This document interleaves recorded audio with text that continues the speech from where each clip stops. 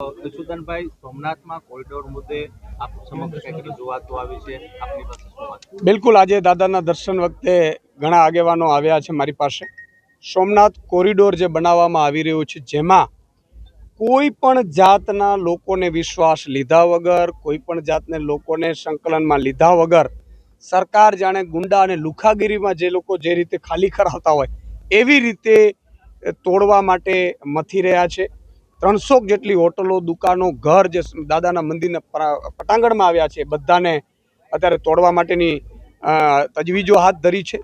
જેમાં પ્રભાસ પાટણ હિતરક્ષક સમિતિ એક બની છે. ખરેખર એમને વિશ્વાસમાં લેવા જોઈતા હતા. એમણે શું આયોજન કર્યું છે તો કયા તબક્કામાં કર્યું છે, એમને શું વળતર મળશે, કેવી રીતે વળતર મળશે, કઈ રીતે એમની માંગો છે, એની માંગો કઈ રીતે પૂરી કરવામાં આવશે, આ બધી વાટાઘાટો થવી જોઈએ.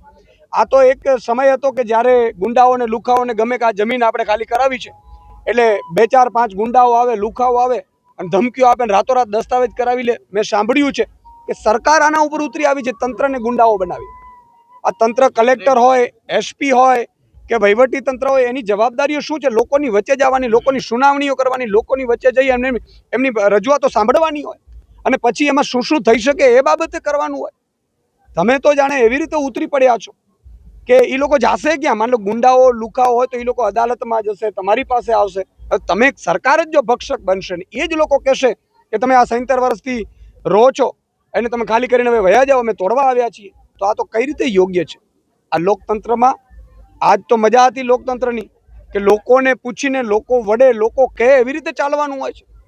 એમાં કોઈ આપણે નક્કી કરીને રાતોરાત ઓફિસમાં એવી રીતે ના હોય. એને સાંભળો.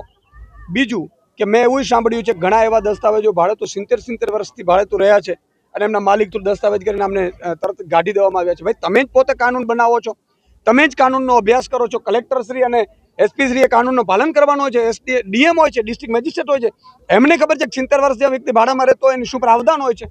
એ જ જો આવી રીતે કરશે તો મને લાગે છે કે પ્રજાના હિત નહીં હોય તો દાદા સોમનાથ પણ રાજી નહીં થાય. આપણે દાદા સોમનાથને પણ રાજી કરવાના છે. દાદા સોમનાથને રાજી ત્યારે જ કરશું જ્યારે દાદા સોમનાથની પ્રજા છે, રૈયત છે, એને સાંભળવામાં તંત્ર આવે.